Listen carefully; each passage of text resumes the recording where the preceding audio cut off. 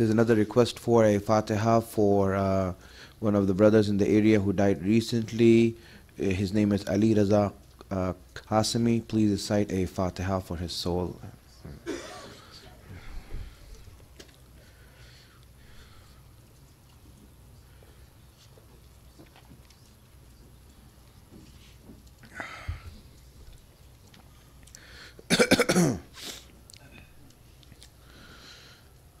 Hasbunallahu wa ni'mal wakil, ni'mal mawla wa ni'mal nasir.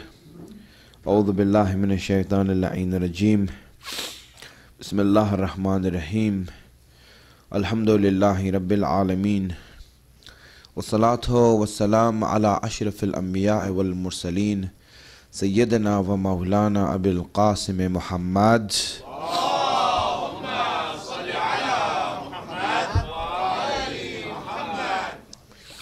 وعلى آله الطيبين الطاهرين المعصومين.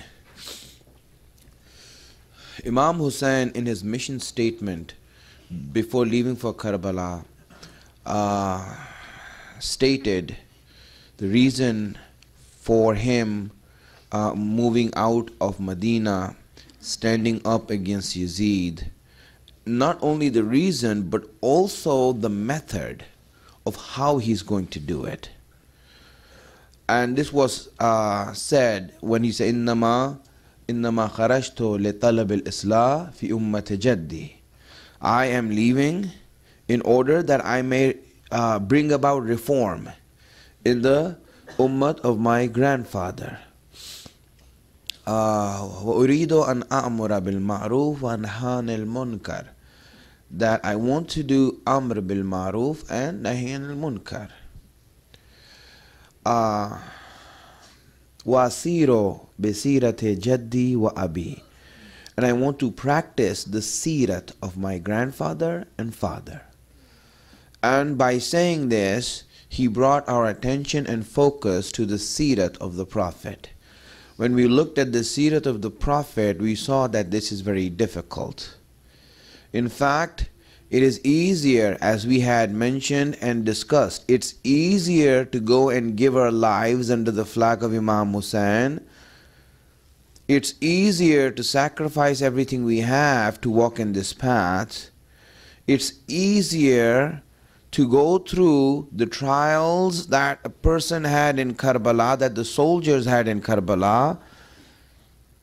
But it's difficult at the same time to practice the sirat of the Prophet. Such was his practice, such was, you see in many situations, as we have mentioned, that people could not understand, they could not tolerate, they could not handle what the Prophet did. They couldn't digest it, they couldn't understand it, they couldn't comprehend it. In fact, they ended up opposing many things he did. They ended up fighting against many things he did. They ended up losing trust in him for many things he did. Not just him, but also the Imams. Imam Hassan making bay'at and a treaty with Muawiyah, and you see that the Shias, the people who are in the army of Imam Hassan, they come to him and say, you have humiliated us. You have brought us down. Shame on you. They couldn't understand it. Their minds did not reach that far. And so when we looked at this behavior, we looked at this this interaction of people living in the time of the Prophet and the Imam with our Prophet and Imams, we saw that what they had to go through. Now obviously, yesterday I spoke that when we looked at ourselves, we see that, would we behave like that? Would we have interacted like that? And we see that no. For example, right now, if the Prophet came right now, if the Imam comes right now, would we behave like that with them, like the people of their time did? We see that no, we have come a long way. We have come a long way that we would talk up to the Prophet, or we will question him, or we would doubt him. In fact, when he comes, how would we feel if he's around us, if he's in our midst? We'll see there will be that love and adoration, that complete respect, and that complete 100% trust that we are ready to do what you ask us to do. That's it. Tell us how high to jump, we'll jump. Right? We will not ask any questions. We will not doubt or have any misgivings about the decisions you make, whatever you say. My friends, when we have come this far that we can have that much trust for our ulama, then imagine how much more will we trust our imam when he comes back. I mean, if we have that same trust for someone who's not masoom, someone who is not infallible, someone who's just like you and me, but has been affected by the Prophet and the Imams, and has learned the knowledge of the Prophet and the Imams, then we have so much trust in him that we are ready to give our lives if they ask us to do so. Now imagine how far we have come along. That if the Imam comes, we would not even for a second have any misgivings when the Imam comes and raises his flag. You see how far we have come. So now when we look at how far we have come, this growth of ours as an ummah, as a nation, what is the secret behind this? This, my friend, it did not come about by accident. This had a lot to do with the teachings and education and the sacrifices of Ahlul Bayt. Imam Hussein alayhi salam went a long way. His shahadat went a long way in highlighting the Sirah of the Prophet and making it a part of our lives. See, what he had done, what he raised, the issues he raised, the path he walked, went a long way in which we are able to now look at that, and the Sirah of the Prophet came close to us, and his respect gained prominence in our eyes, in our hearts, and in our minds. From the start we see that the people did not understand the Prophet. They did not have a clear understanding of the Prophet. And I'm talking about general people. Now there were those who were influenced by the Prophet, and where they were affected by the Prophet, I'll mention about them in the second part of my speech, because we need to know them also. I'm just speaking about those, you see that, who, for example, lived in the time of the Prophet, but they, looked at the Prophet just like them. And obviously you see that the Sirah of the Prophet, of being one of the people, had a lot to do with that. Because my friends, understand this. Not everyone has the right reaction to humility. Not everyone has the right reaction to humility and humbleness. If someone is humble, and if someone is, trying to be, trying to make himself have humility in front of others, you see, not everyone will react in the same way to that. Those who understand the quality of humility as being good, they will look at it and say, he's a good person, listen to him. He's a good person, listen to him. But those people who don't regard it as a value, who don't regard it as a moral, they'll look at themselves, he has no guts. He has no guts, he's a sissy. Right? That's what they'll say, they're sissy. Right? He's not that strong. Such people like they always like a person like Muawiyah to rule them, because he's a man's man. A man's man who, if you piss off the Prophet, he'll forgive you. If you piss off Muawiyah, he'll kill you. So he's more of a man, You don't mess around with a man like Muawiyah.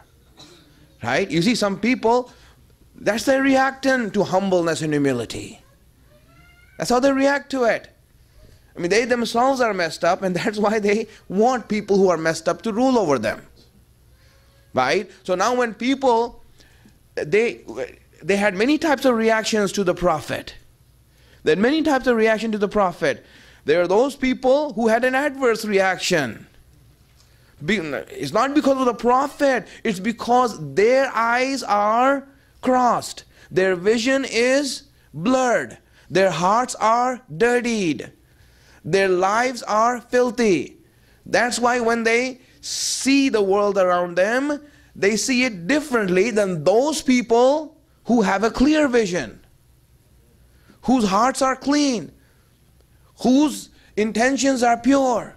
When they live and when they see goodness, they appreciate goodness. So you see, many people did not recognize the Prophet, so they reacted in an adverse way to the Prophet. Salawat ala Muhammad wa ala Muhammad.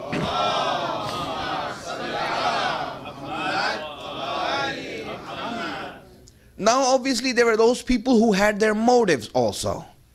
They had ulterior motives to erase the memory of the Prophet, to take the people away from the Prophet because of their own self-interest, because they were in charge and they didn't want people to know about the Prophet, because the more you learned about the Prophet, the more it made them look bad. So in order to erase the Prophet's memory, they banned hadith. They banned hadith. They did not want people to write down the hadiths of the Prophet, the speeches of the Prophet. This was an ongoing thing, even in the life of the Prophet. My friends, there are people who are asking others, whenever they hear a speech of the Prophet, don't write it down, don't write it down. Don't write it down. Now, there will be many people who would want to write down. We have one riwayat that says, as an example I'm saying, one riwayat that says that this young man, whenever he used to hear the Prophet speak, he would write down the speech. Right? He would write it down. He had a habit, he says, this is our Prophet. I want to write down his speeches so that they can be here forever.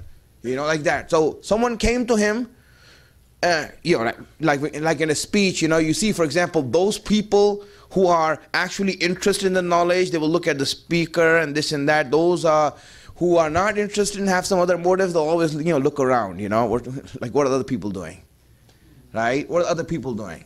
So now when you look around and see what other people are doing, now obviously you notice, you see someone writing down something, you see someone nodding, you see someone smiling, you see someone, looking at his watch, and you see like all kinds of different reactions. So now what happened is that this young man who used to write down the speeches of the Prophet was approached by another companion of the Prophet, so-called.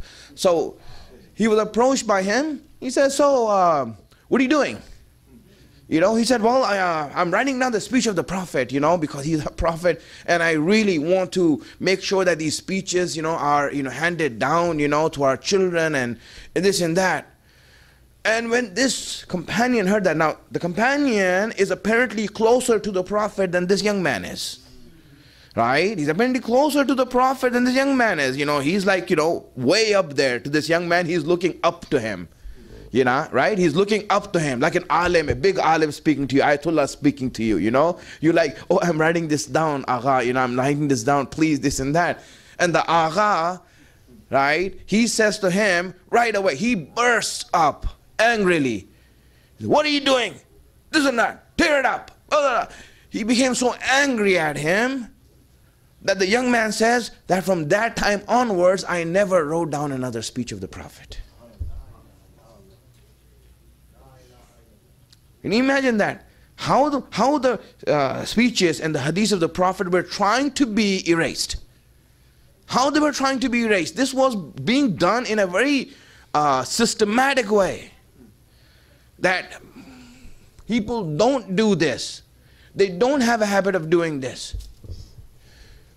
My friends, Abdullah ibn Zubair was an enemy.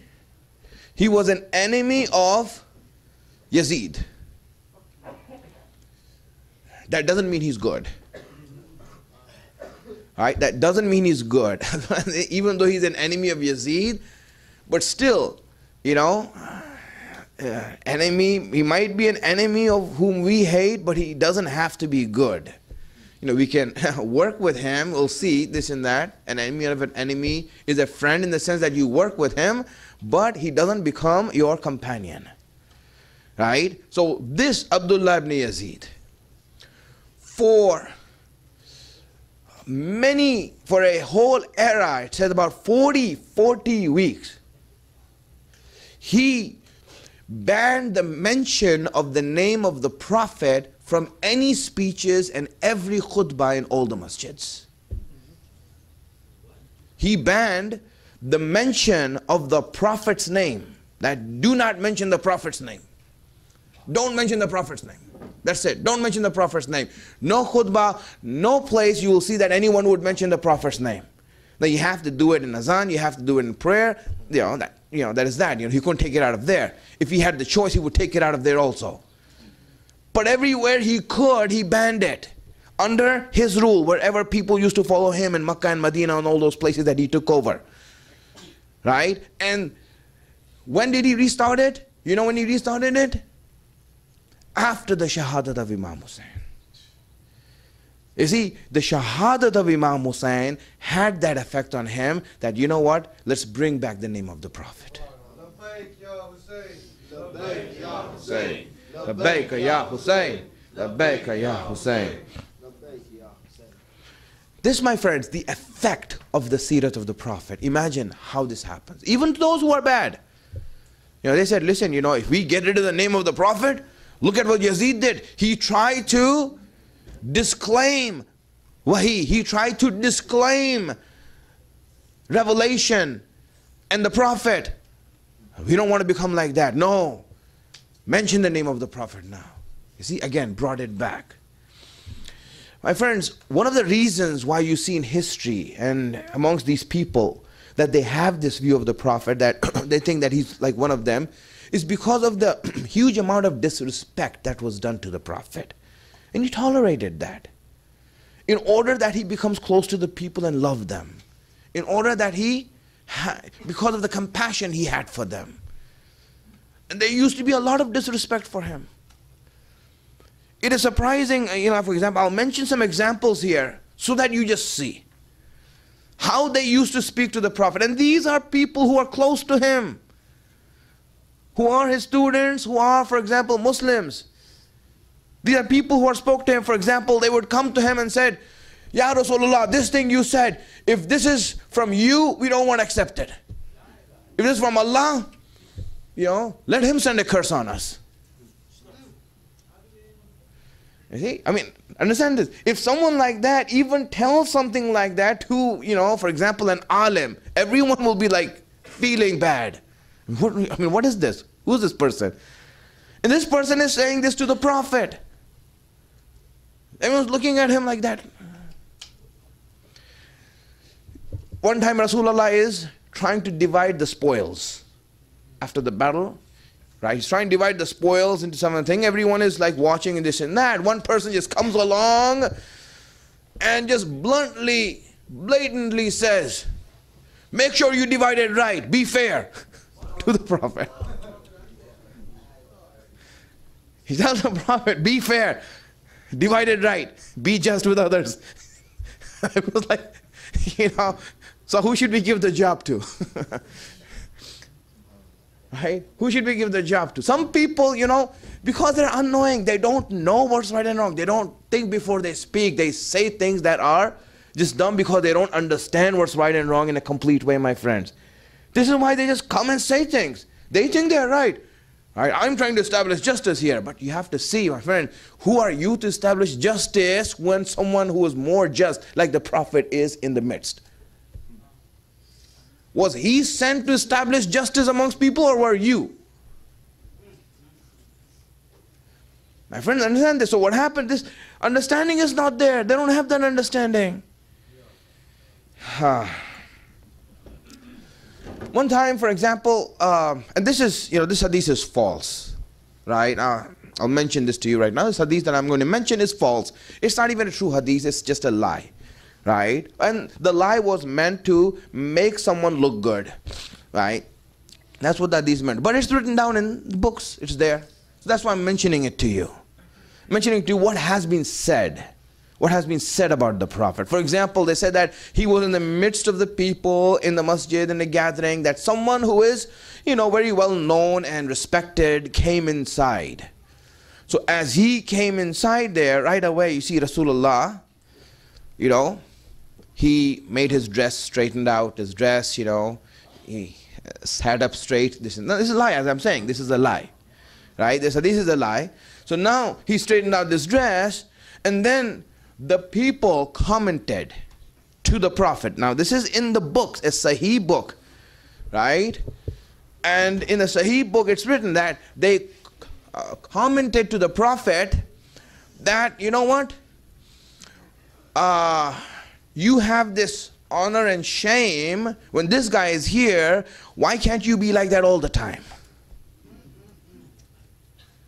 Right? Why can't you have decency? In other words, why can't you be decent all the time? Understand this? This is in the books. Now, my friends, when you read such things and when you say that this is a part of Islam and this is true and this is real, obviously your view and how you think about the Prophet is not going to be the way that he really is. By looking at this, then you're like, how is it that his students became better than him? I mean, the students that he left behind, the people who are there, in their actions and their behavior, they're better than what is being portrayed in these books. So obviously, with all the disrespect that happened, this is the case, my friends. These people used to burn when they see how much the believers love the Prophet. Abu Sufyan used to burn in his heart when he used to see the Prophet making wudu and those who love him, the believers, taking his water of wudu as tabarruk to their house. It used to burn him that look at these people, how they behave with him as he is some sort of, understand? It used to burn him. It used to make him so angry that people can love him so much. People can adore him so much. They follow him so much. This is, my friends, where I'm coming towards. So yes, on one hand, you see all of these people, who had all these types of behavior with them. But on the other hand, you also saw people who had recognized him. And I want to give some examples of those people. Don't think that, everyone was like that with him, this and that. If that was the case, we wouldn't have Islam, my friends. Right? We wouldn't have Islam. There are many people that the Prophet influenced to such an extent that a society that is now termed as Jahiliyat, a society of ignorance, had become a society of enlightenment. There are some people who learned from the Prophet. There are many who learned from the Prophet. Many who were affected by the Prophet. Many of whom found enlightenment just by being around the Prophet. My friends, in his time I'm talking about. Now we know. And this is another whole different subject. Even now, that same effect that he had on those people, you see he has on us also. Keep that in mind when I'm speaking about the examples of these people. Salawat ala Muhammad wa ali Muhammad.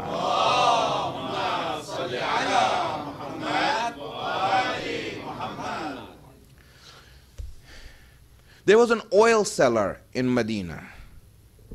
An oil seller in Medina. And when he recognized the Prophet, when he learned about the Prophet, he became so attracted to him. He started loving him so much that every morning when he would leave his house, he would come to see the Prophet. In other words, not see the Prophet like meet him, but see him from afar. Just see him. That would be his daily routine. He would just glance at the Prophet and then go to work. This was his daily life. This was his daily life. Every day, just like, like for example, he would come out and see, where's the Prophet? Oh, there he is. Okay, good. Then he'll just go to work, Alhamdulillah, that's all I want. I saw the Prophet, Just he would look at him, and that day was made for him. It was good for him. Now, nothing could happen that day that would disturb him. My friends, understand what is love and what is ziyarat. You see, what is love and ziyarat? The reason why they say, that when you go to make ziyarat, don't stay too long. Make ziyarat and go away. That's it. It's because the idea of love is that. You have your life to live, just come, see, that's enough. Alhamdulillah, that's all I wanted. Just to see you. My heart is fulfilled. Just to see you. That's it. He used to see that and he used to go away. Right? He didn't used to come to ask him questions or bother him or anything like that. Or stay in his way or just keep glaring at him so he gets disturbed. He didn't even want to disturb him. He would just see him and he would walk away. Really. And that one sight, that one glance was enough. Imagine if all the people were like that. How would that society be? If all the people had that love for the Prophet, do you want that? That all the people should love the Prophet like that? I mean, is it a desire in you to see that Rasulullah be loved like that? Really, my friends? I mean, do we love him like that? If we love him like that, then you know what? We would want others to love him like that also. He says, you don't know how special he is. Love him. You will understand it. My friends, just understand it this way.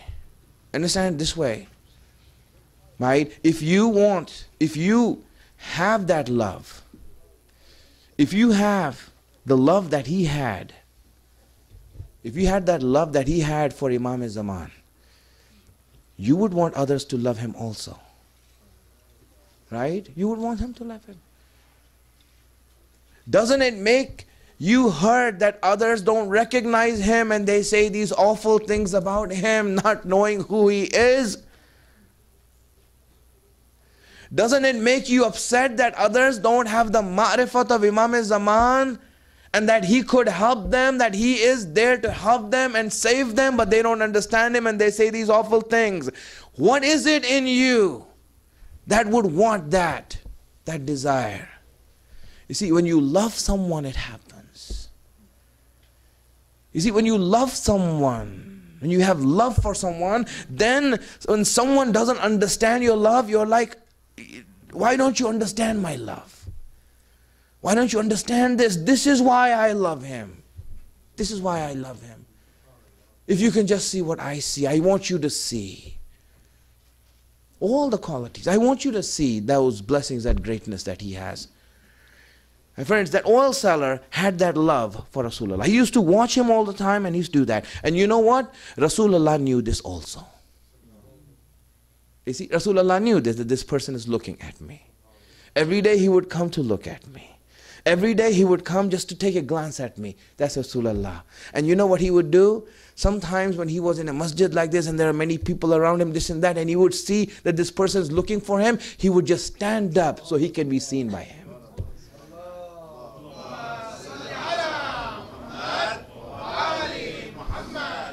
He would just stand up and sit down. When you stand up, the person, oh, there he is. Thank you. Alhamdulillah. He would go away. Subhanallah. One day, this oil seller, you see that he saw the Prophet and went away. And, he came back again. He came back again. He saw the Prophet again. And this time the Prophet said, come here. He said, Ya Rasulullah, what happened? He says, every day you come and you see me once and go. Why did you come here twice? He says, for some reason, when I left you, my heart just called out and said, go back. See him one more time. I was disturbed. I came back. I had to see you a second time. Just my heart said that. My friends, this is, those people. I mean, why was he affected? Was Rasulullah giving him something? Was he doing something for him? Was he benefiting in any way? Any worldly way or any way that he was, gaining something from the Prophet? We see, no, he wasn't getting anything. So why was he so much in love with what? There must be something that Rasulullah has, that he's in love with him like this. That he's in love with him like this. My friends, understand this. One day he didn't come to prayer. One day he didn't come to prayer. And when Rasulullah saw that he didn't come for prayer, he went to see where he is. He says, this person who would never miss a day, he's not here? Let me go. It's what happens. When someone truly is a lover, you know where they are, what's happening with them. Why? Because you know where they can be found, because they love this. Anyone who loves Imam Hussain, you know he'll be in the majlis of Imam Hussain. If he's not there one day, you'll mention, what happened? Why didn't you come? You see, why are you asking him? Because you know that he would not miss it. You know he would not miss it. That's why you will ask him. That's why you will ask him, where were you? We missed you. Right? Rasulullah, one day he did not come. He said, where is he? Let me go and find out. Rasulullah went to find out where he is. He reached there. They said he's at home. He didn't come for work. He went to his home and he saw that he was dying. Right? He was dying. Right? In his last death, and he died. He died. And Rasulullah was on his deathbed, and he was, just grieving over him. Some of the people said that, oh, Ya Rasulullah, you know this person? I mean, no one knew he knew him. You see, this was a love that was hidden. This is a love that was secret.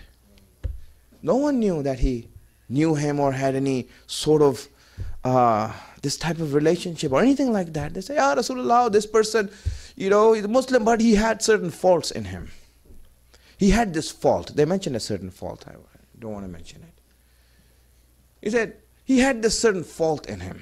The mistake, a sin, this and that he used to do. Whatever sin it is. And Rasulullah, when he heard it, he said, because of the love that he has for me, Allah has forgiven it.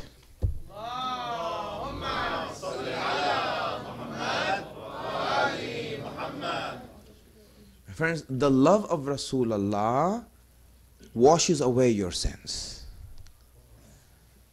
See, it washes away your sins. Rasulullah said his sin, that fault that he had is forgiven. Allah has forgiven him for that. I mean, what else do you want? Rasulullah is saying this, so now he doesn't have that fault anymore. Worry about your own faults.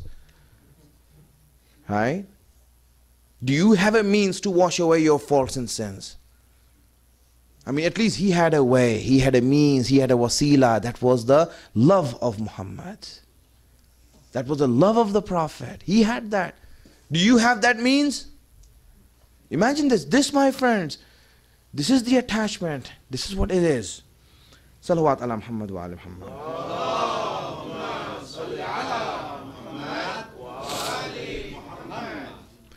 Right? And I'm not speaking about, for example, like Ali or Salman or these people. I'm speaking about the average people. The average people. And I want to give these examples to you. And then I'll mention what happened to them.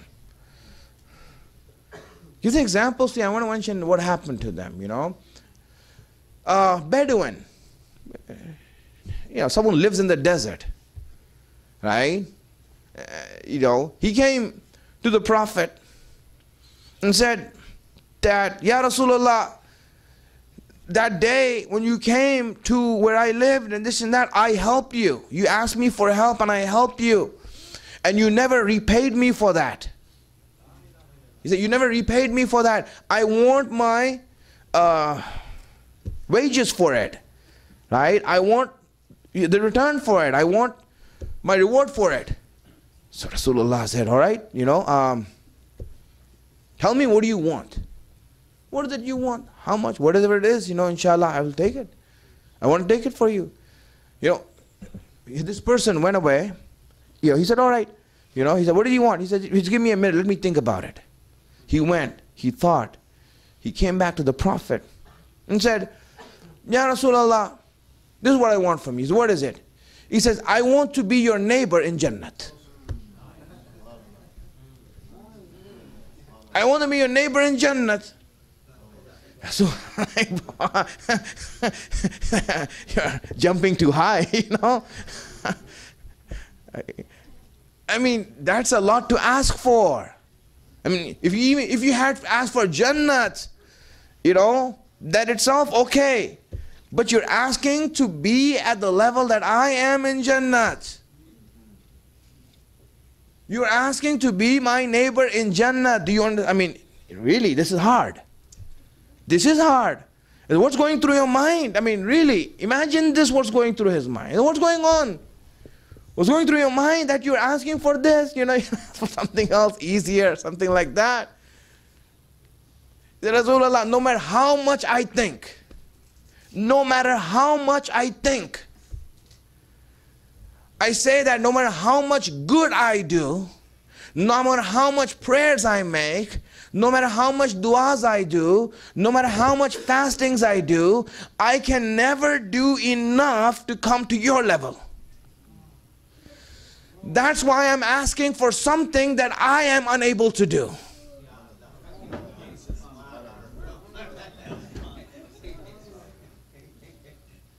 In other words, what he said, my friend, understand this. Now in the real meaning of what he said. He said, Rasulullah, I will reach Jannat, but you know what? In Jannat, I don't want to be away from you. I will miss you.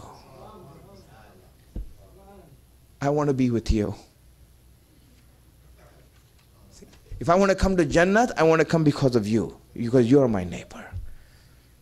You know, then Jannat will be worth it. See, my friends, this, and you know what Rasulullah asked him? I mean, where did you get this idea from? He says, you know, I mean, did you think of it, or, you know, like, where did he get this idea from? Why? He wants to know his ma'rifat. What kind of ma'rifat do you have that you ask for this? I mean, it's not a simple thing you ask for. It required thought. It required vision. Right? It required vision. He said, no, it's my thought. Then, yeah, Rasulullah also then put his head down. He started thinking, this is a big request. Huge request. How am I going to do this, this and that? It's not easy. Right? And then Rasulullah said, all right, I will do it for you. I will do it for you, but you have to help me also. أَعِنِّي بِكَثْرَةِ السُّجُودِ. You know, help me by increasing your prostrations to Allah. Please help me also. I will grant you your wish, but help me by increasing your sajda. This is how you will get there. My friend, understand this? This is, subhanallah, what can I say? The love of Rasulullah increases your ma'rifat and heightens your vision. This is the second thing that it does. You see, the first thing, it washes away your sins. Second thing, it increases your vision. When you love Rasulullah, someone who loves the Prophet is not someone who has a low vision or some small goal in his life. Many people came to him and asked him for help, this and that. You know, Rasulullah said, what do you want? They said, 40 sheep. All right, 40 sheep, go and take it. You can ask me for Jannat, but you ask for 40 sheep. That's your vision. That shows how much you love me. If you love me, your ma'rifat, your vision is high. Your goal is high. When you ask me for something, you will ask me for something that's worth it. Subhanallah. Uwais Qarani. Uwais Qarani, another person. He came to meet the Prophet in Medina, and we saw that Rasulullah was not there. Rasulullah was not there. He had gone out somewhere. And while he was in Medina, he was asking other people, so where's the Prophet? What's going on with the Prophet? This and that and all these things. So what happened is that, you know, like for example, in the midst of the talk, you know, and everything that he heard of the Prophet, you see his life is changing. They said, oh, he went there for this purpose. It's like, wow, this is another whole chapter of my life. This is the whole vision in my life. It's changing. And as soon as he heard that, you know, he was in the battle of Uhud and his tooth was broken, he took a rock and broke his own tooth. He says that my Prophet's tooth was broken? No, I want to break my own tooth now. I want to feel the pain that he felt. You see, this is a matter of love. This is a matter of love. You know? I want to feel the pain that he felt. My friends, this is I'm telling you, love of Rasulullah, Sirat. Now these people are affected by Rasulullah. I'll give you one more example. It's one more example for today, inshallah. And sometime else, inshallah, we'll see. You know, a youth, he came up to the Prophet. Youngster, came up to the Prophet. You know, and Rasulullah looked at him and he saw that his eyes, when Rasulullah looked, and you can see people who have ma'rifat, who have understood something, who have learned something. You see it in their eyes, how they see you, how they look at you. And here you see Rasulullah, he looked at him and said, "What's up?" He says, "Kayfa asbahta?" What's going on? So he looked at him and said, "Ya Rasulullah, I have understood what is heaven and what is hell. I have understood those who are bound to heaven, and I have seen those who are bound to hell.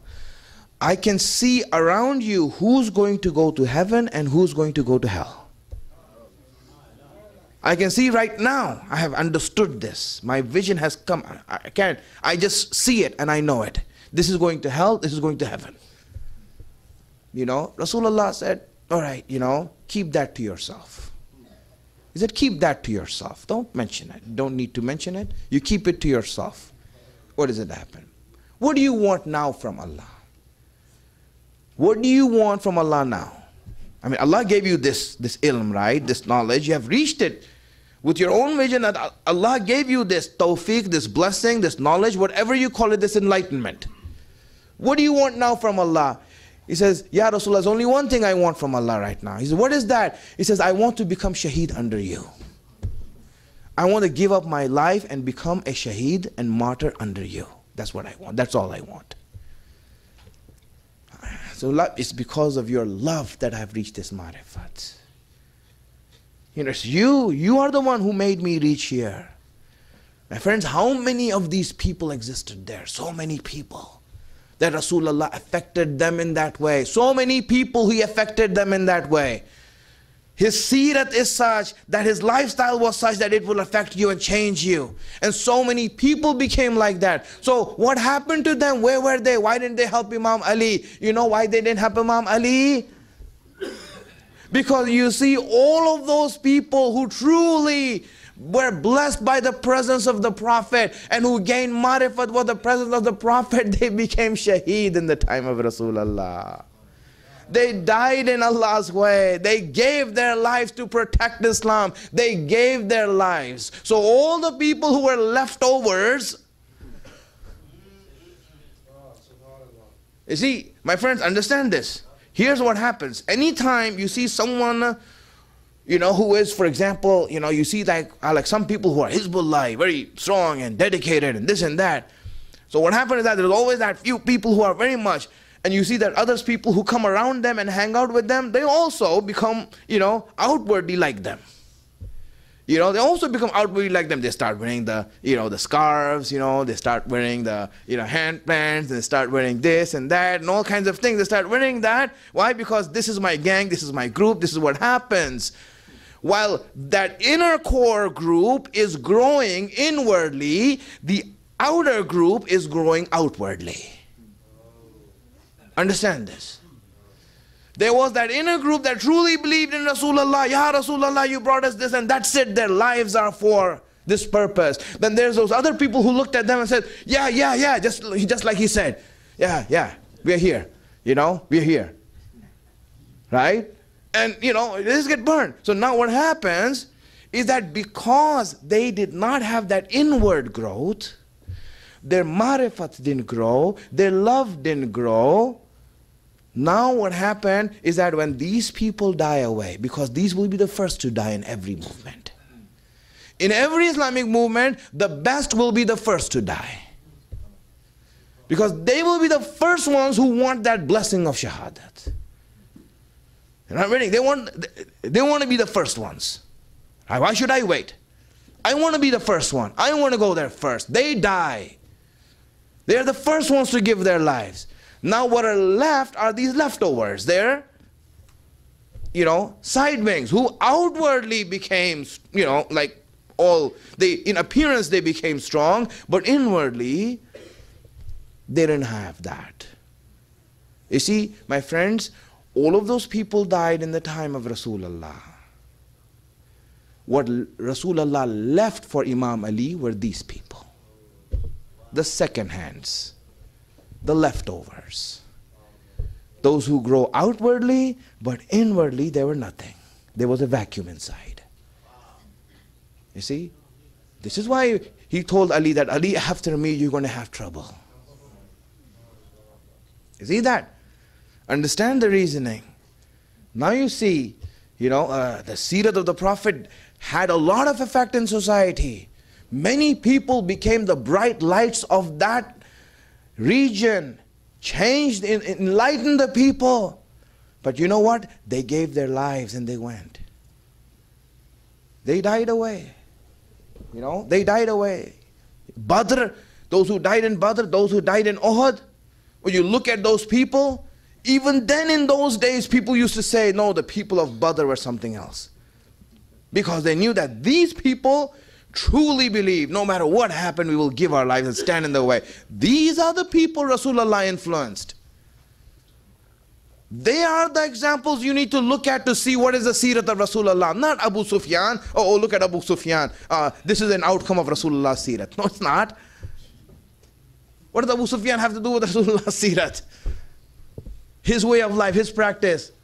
You see, my friends, understand this. I'm giving this message to you so that you know. Now, when you looked at that, that's why you see all these people who are leftovers. Now Imam Ali had to deal with them. Now Imam Hassan had to deal with them. And Imam Hussein had to deal with them. Right? And now they have to build it up again. Now Imam Hussein knew that the only way to now build up a new generation of those people that Rasulullah built up. All of the Imam Ali, Imam Hassan, Imam Hussein knew that they will have to sacrifice in order to build up another nation of people that will stand up, and that will have the Sirat, and that will practice the Sirat. My friends, this Sirat of Rasulullah is what we need to learn and practice and try to implement it. If you don't do it, who else will? You will lose the benefits. Yes, you will still be a Muslim. But as I said, if you want to be great, then you have to learn the Sirat of the Prophet and live by that Sirat. Stand up to it. It's his love that makes you follow that Sirat and honor it and respect it. Let me just mention one Sirat of the Prophet today. One of the Sirat of the Prophet is that he loved children very much. He loved children very much. He cared for them. He was compassionate. And it's not just because of Imam Hussein. Yes, we see Imam Hussein's example as his grandson, but even every other children, whatever children you see, he had a special place for children in his Sirat. You can say that the Sirat of Rasulullah is that he respected and loved children and showed compassion towards it. In other words, if you are a Muslim who follows the Prophet, you would follow that example. Right? You would follow. This is a Sirat that happened. One day, someone went to the masjid to pray. And he says this. He says that the Prophet was late for prayers. Prophet was late for prayers. So he wanted to see what's going on.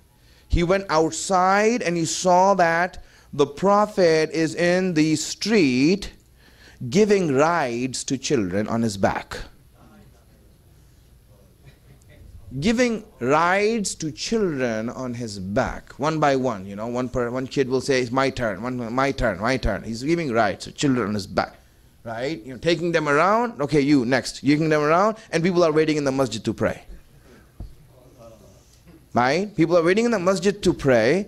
And he said, Ya Rasulullah, what's happening, this and that. He says, oh, I'm giving rights to these children. You know why? Because he said, because, I gave a ride to Hussein, now all his friends want ride also. All his friends wants ride also. Imam Hussein, He wanted a right, so I gave to him. Now his friends want all of them. He said, me too, would you give a right to us also? And he gave a right to them. Right? My friend, understand this. Understand. This is something to understand from his character, something to understand from his life. Right? Others are like, come on here, we're all waiting for 5 minutes for prayers. What's going on? It's makruh to waste your time and not pray. Pray in the time of fadilah, that's it, this and that. And here you see Rasulullah delaying the prayers, and he's saying that, no, wait, here, these children. Right? You see, you can understand why we delay. These children cannot understand that. I don't want them to think that, you know what, that I want them to go away. No, this is the way. My friend, understand, there is wisdom when you think and do things. Use the seerah of the Prophet and understand what is the right perspective for you to think. This is how much he loved them. Just because Imam Hussein asked him for it. Right? Imam Hussein asked him for it. That's why he did it. Prophet loved and respected children. One time he was praying. And a child was crying. Right? He was with his mother. A child, infant, was crying very much. Child was crying very much. This and that. Just, crying, would not stop crying. And the Prophet was in the prayer. And they said that day the Prophet finished his prayer like lightning. He finished his prayer like lightning. He just hurried up so much that everyone was trying to catch up with him. Finished his prayer like lightning, and he went straight to that child, took that child and calmed him down. He says, don't you see this child is crying? Calm him down. Take care of him. You hurried up prayers. This is Allah. And you know the seerah of the Prophet is that he always, whenever he prayed, he took his time. He was just engrossed in prayers. But when he saw a child crying, he could not tolerate that. Really. He couldn't tolerate that. He finished his prayer fast in order that, did that. In fact, when you look at his orders in the time of war, you see the orders that he had in the time of war. He would tell them that, listen, do not harm children. Do not harm women and children, especially children. Don't do anything to them. Let them be. Right? Let them be. You should not harm them. This is one order and one seerah that this ummah never maintained.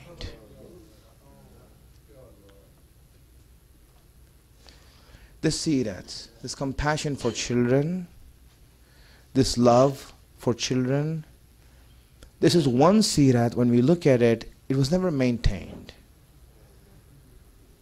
And they abused it.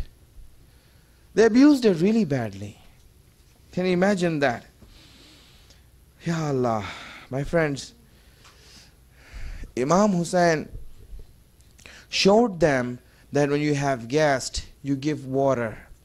Now the water is closed for Ahlul Bayt. They closed the water for Ahlul Bayt. Subhanallah. I want you to understand what that means. On the 7th of Muharram, they closed access to the river. They closed access to water. The order came on the 7th of Muharram, and they said, do not let Hussein get any water. Do not let anyone from his camp get any water. Block all passages to the water. And when Imam Hussein, he came to Karbala, he encamped there because the water was so close, right? The water was so close. Now, when they blocked it off, when they finished the water for Imam Hussein, I understand this. I want you to just feel, what do you think happened? Now, what's going on in your mind when you hear this? The water was closed. Obviously Imam Hussein had water left over. Obviously he had water that's left over, stored. And, when they closed the water on the 7th, it doesn't mean that they ran out of water on the 7th. Right? They weren't thirsty for 3 days. Right? They were not thirsty for 3 days. The water was stopped on the 7th. They had water with them. right? That would last maybe a day, maybe two. Well, they weren't expecting that. They had water that was stored. But what are you thinking when this order came? Who would you cry for when the order for stopping the water comes for? You see, again, my friends, understand this. I want you to look at your own self and see what marifat do you have. Who would you cry for when you hear the fact that the water was stopped on the 7th and they were not letting Imam Hussein's army have any water? You see, my friends, would you cry for the children of Hussein? Would you cry for the children of Hussein? Do you think that they would not give water to the children? My friends, understand this. Would you cry for the woman? No, they would give water to the woman. The first one you would cry for? The first one you would cry for? When you hear that the water was stopped, you would start crying for Imam Hussein himself. You know why? Because knowing Hussein, knowing his lifestyle, knowing his practice, when that order came, he would be the first one to stop drinking the water. Do you think that Imam Hussein would go on drinking water now, knowing that the water is not coming for his children? Do you think that Imam Hussein would truly say that, okay, let me have some water, knowing that there's no water coming for his woman? My friends, Imam Hussein was the first one to stop drinking the water. He would make it haram on himself that I don't want this water if it's not coming anymore. I would want to keep my family alive and these people alive in my tents. Let them have the water. Ration it out to them. Imam Hussein was the first one to stop drinking the water. This is Imam Hussein. You would cry for Imam Hussein in that way. Now, Imam Hussein, in that way you cry. But when Ashura came and the water ran dry, there was no water. Even on the night of Ashura, this eve that we are here tonight, eve of Ashura, there is no water. There is no water here. There's a riwayat we have from Sakina bint Hussein. There's a riwayat that we have that she went looking for water. In the tents, she said that I was so thirsty on the night of Ashura. This is the night of Ashura. Day of Ashura is coming tomorrow. Ashura is tomorrow, on the night of Ashura. Sakina said that I was so thirsty, I went around looking for water. I went around looking for water. Maybe someone has some water that I can drink. Maybe someone has some water. Maybe someone has some water. They looked around. And then she said, you know what? Maybe my Aunt Zainab. She always takes care of me. Every time I need of something, I always go to her. Let me go and ask her. Let me go and see if she has water. She went to the tent of Zainab. And she said that I looked inside the tent of Zainab. And Zainab was sitting on the ground. My Aunt Zainab was sitting on the ground. Ali Asghar was in the lap of Zainab. Zainab is trying to control Ali Asghar. That Asghar, be patient. Asghar, what can I do? I cannot give you water. Sakina said, if my brother Asghar doesn't have water, then how will I get water? I don't want water. This, my friend, this is the situation on the night of Ashura. This is Tasua. This is the night of Ashura, right? And you are here. And this night, when you look at this night and you see this night, if you see that there's no water, it's very hard, my friends. It's very hard. Little children, every time Imam Hussein would walk past a child, they would look up to Hussein. He says, Alatash, Ammu, Alatash. Alatash, Ammu, Alatash. We're dying of thirst, the water. Every time Abbas would spy, he would go through the tents and he would go across a child. The child would look up to Ammu Abbas and Ammu Abbas, Alatash, Alatash. Is there any water? Can you get us water?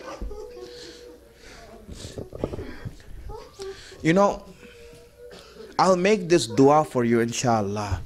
May Allah accept it. My friends, make this dua for you. Understand the meaning of this dua. I'll make this dua for you. Oh Allah, do not put these people in a situation where their children are asking for water and they don't have water to give them. Can you imagine yourself if your child asks for water and you cannot give them water? That if you're thirsty and you can't give them water, how hard it will be for you? How difficult will it be for you that your heart is there and you look into the eyes of your child and says, I don't have water, my son. I don't have water, my son. Imagine this. Imam Hussain, every time a child would ask, his heart would drop. His heart would become heavy. Heavy, it will become heavy, Ya Allah.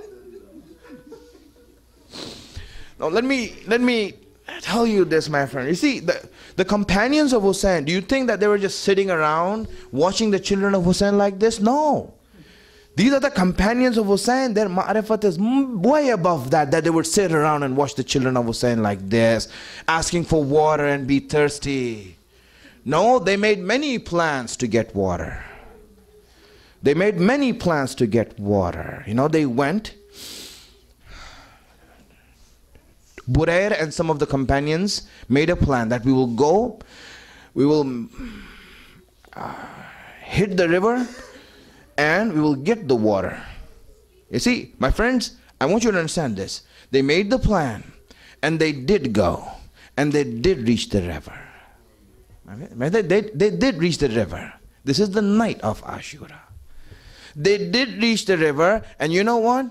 My friends, the example of Abbas is tomorrow. Today, that example was set by the companions. They said, we will not have a drop of water until the children of Hussain get water.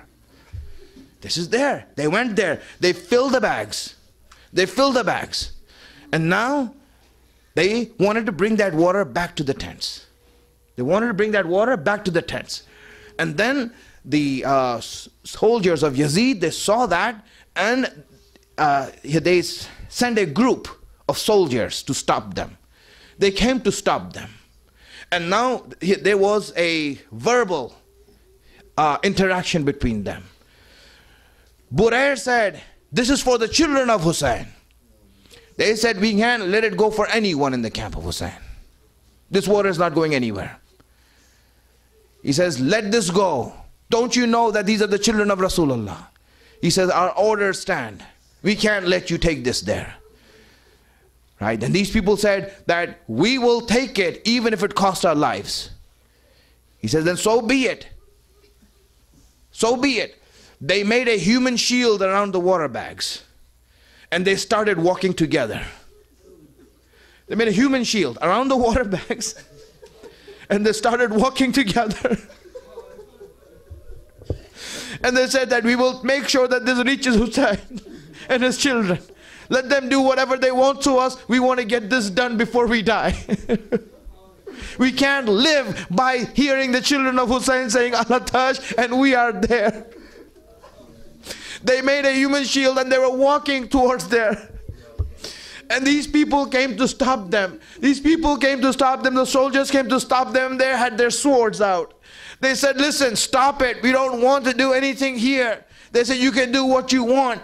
But then they recognized this. They said, listen, if we lead them to if we go to the camp of Hussain, these people will come and we don't trust these people. They might harm the children of Hussain. We don't want to be responsible for their blood being spilled. Is it worth it to take this water there and lead them to the camp and let them come to the camp and that they will harm Hussain and his children? No, we can't be responsible for that. And that's why you see that these people left the water there on the ground, did not touch the water to drink it, and they came back to the tents. They came back and they said that we could not get you water.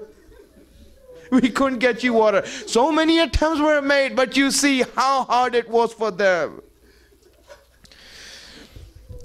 Just one thing I want to point out between this whole incident that happened. One altercation they have, verbal altercation. One thing they have, really. That makes you think, my friend. That makes you think. You know, They asked, when they were being refused, they were saying that, no, you can't take the water. And they asked, why? Why can't we take water for his children? Why can't we take water to Hussein's camp? You know, they asked him that. You know what the reply they got?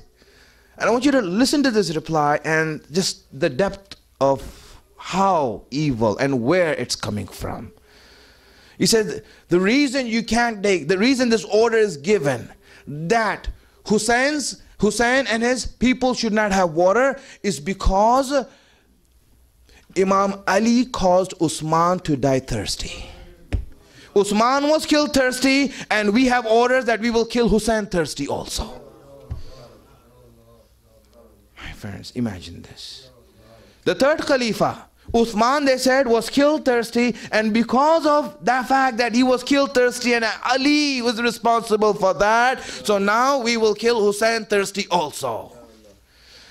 My friends, this is where I see, this is where, I mean, really, I want you to understand this. You know, this is a lie, obviously. This is a lie. You know, it's other people who stopped the water from Usman. It's other people who stopped the water from Usman. There's a whole group of people who were outside, an army of people who were outside the house of Usman, stopping them, stopping anyone from bringing water, and they wanted him to die thirsty. You know, my friends, you know who took the water to Usman's house? You took who took the water to Usman's house? Everyone watched it. Ali said to Hussein, Hussein, take the water to Usman's house. Hussein is the one who took the water in the house. Everyone saw Hussein taking it. Allah, with what pen have you written the story of Karbala?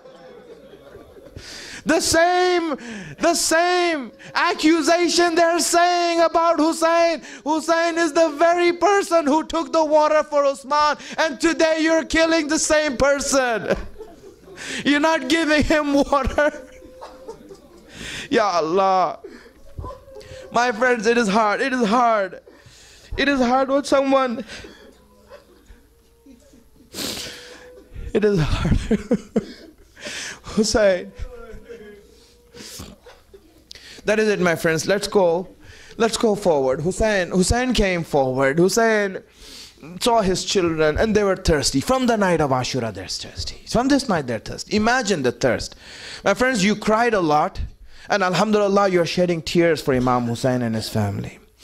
May Allah bless you. May Allah give blessings to your household.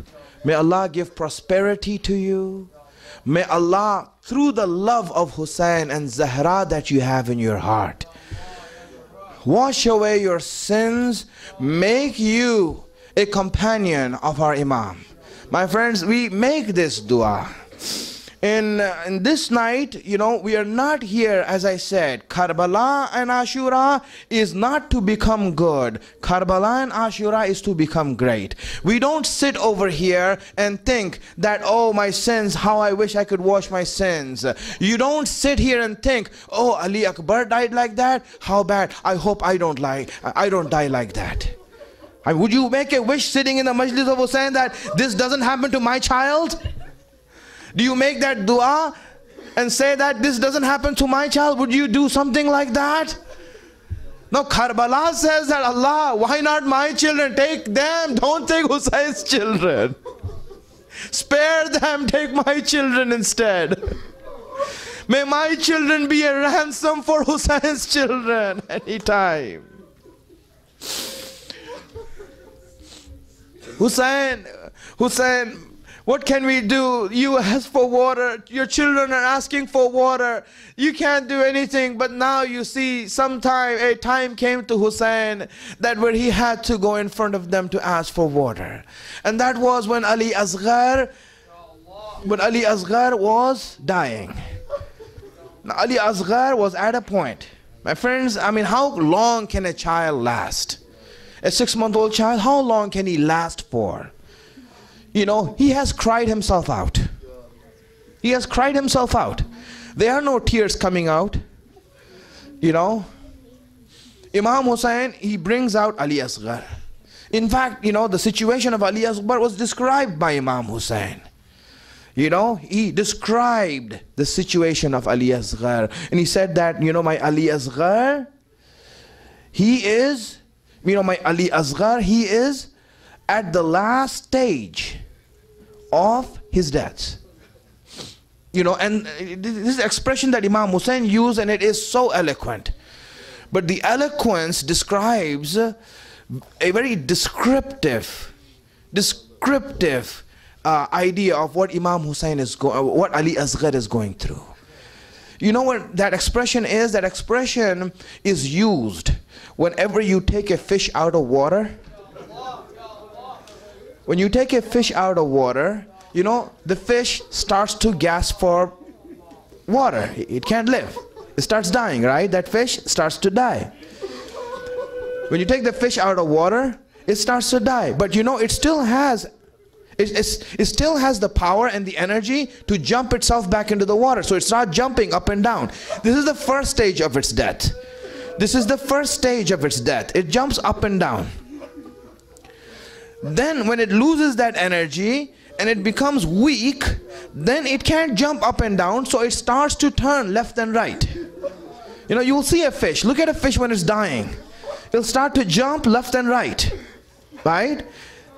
And then when the fish comes to the last stage of its death, it can't turn left and right.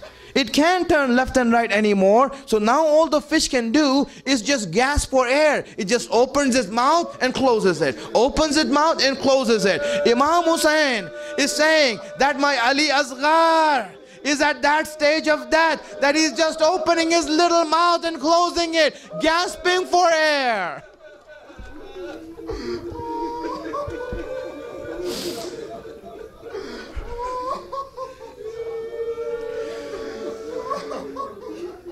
Ajrakum Allah. Imagine what Hussein is going through looking at his son like that. Imagine what Rabab is looking at. When she's looking at Ali Asghar, someone give him water. A mother is looking at this 6-month-old, can you please give him some water? Imam Hussein takes Ali Asghar and tells them, listen, he's at the last stage of his death. Give him some water. Give him some water. He might survive. He might live. He hasn't done anything wrong to you. Why are you doing this to him? Your problem is with me. Take my life, but don't do this to this child. This child hasn't done nothing to you. And he called out to people. He says, remember you are this and that. And he called out to them. And they were like ashamed of Hussein. They looked back and said, what are we going to do? What are we going to do? This was hurting them. This was hurting them. Hussein looked at them. This was a collection of cowards that are out there. Imam Hussein is waiting for someone to have some natural instincts of a parent to spark something in themselves that they will say, it is only a glass of water, what's that going to do? Even symbolically, what's that going to do? Even if Hussein takes it, what's that going to do? He's alone now, don't you see that? Abbas is dead. Abbas is dead. Ali Akbar is dead. His companions are gone. Hussein is alone. Even if he steals the water from Ali Asghar and takes it, how is that going to save him now? Give it to him. He's dying of thirst. This child is dying of thirst. Ali Asghar changed the opinion of the army in such a way that no other soldier can do it. No other speech can do it. This was a speech of Hussein that was so strong that every heart that you see, the hearts of the army were moved. And truly they were starting to recognize what humanity is. They were trying to see that, listen, we need to do this much. Look at him, this child is dying. He's out there in the sun being held by his father. He's dying of thirst. What is wrong with us? Do something. But you know what? This was a speech of Hussein that moved the people. And when Omar ibn Saad saw this change in his army, he knew Hussein, that Hussein, this is Hussein you're dealing with. He called Hurmala and said, Hurmala, ikta kalam al-Hussein. Ikta kalam al-Hussein. Hurmala, cut the speech of Hussein. Hurmala, cut the speech of Hussein. Hussein's speech was moving everyone. I want you to cut his speech.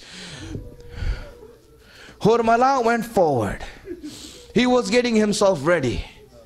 Hurmala was an archer. In the meanwhile, Imam Hussain, when he stood there with the son in his hand, he stood there, he saw that these people are doubting him. Maybe he's stealing it, or maybe he will take the water from Ali Asghar. But why would he do that? Why would any father do that?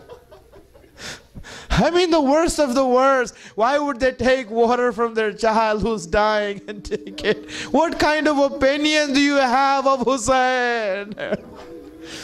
Isn't your heart hurt by this fact that they think that Hussein would take the water from Ali Asghar's mouth? Oh, this should destroy our hearts right now. This should kill us right now. I mean, what do you think of Hussein? This is Hussein, the grandson of Rasulullah. This is the grandson of Rasulullah. Imam Hussain, when he heard that itself is so much hard for him to take. So he put the child on the ground and he says, listen, I will move away from this child. This child has no life left in him anyway.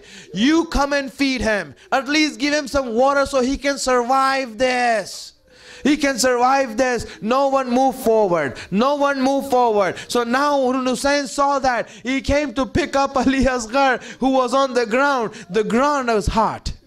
The ground is hot. The sun is hotter. The ground is hot. The sun is hotter. And the throat of Ali Asghar is even hotter than that.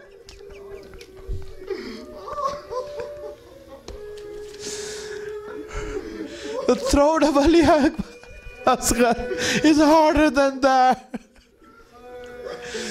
You know, what can I say, my friend? What can I say? What can I say? You want to know what I want to say? You want to know? You want to know what I want to say to you so you can give your condolences to Fatima? My friends, that when you want to cut something, you make it hot. Imagine that Asghar's neck is hot, and that arrow that came through his neck, in what way did it slice his neck? Hurmala shot the arrow. The arrow came into the neck of Ali Asghar. It went through the neck with such ease. It went through the neck in such a way that it was embedded in the hand of Hussein. Now Hussein's hand and Asghar's neck is attached with that arrow. If Hussein moves his hand, the neck moves with it. If Hussein moves it down, the neck moves with it. Hussein looks at this situation.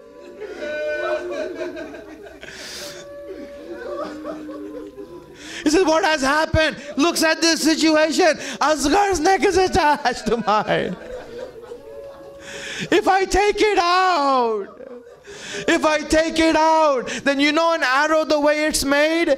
You know the arrow the way it's made? It has a head. When the head goes through, it's easier going through than taking out. When you take it out, the wider part is there and it will tear out the insides. It will tear out the insides. I don't know how Hussein took out that arrow.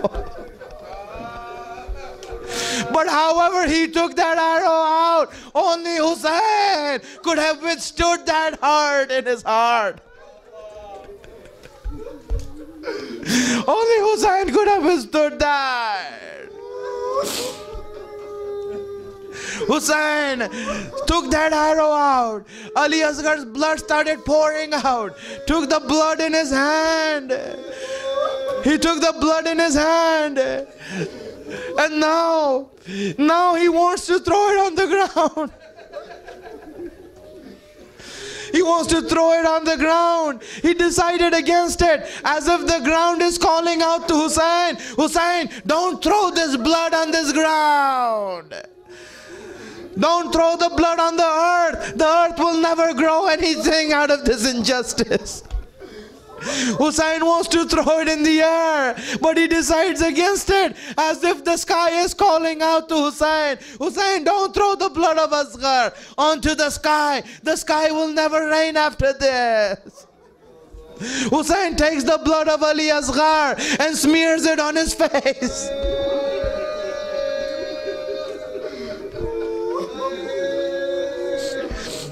There is no balance for this blood here. There is no justice that will do justice to the blood here in this dunya. Hussein knew that neither the earth can do it, neither the sky can do it. Now the only place where I will find justice of this blood is with my father and my grandfather. I will take it on my face and I will show my grandfather. Ya Rasulullah, is this what your ummah done to us? Look what they have done to us.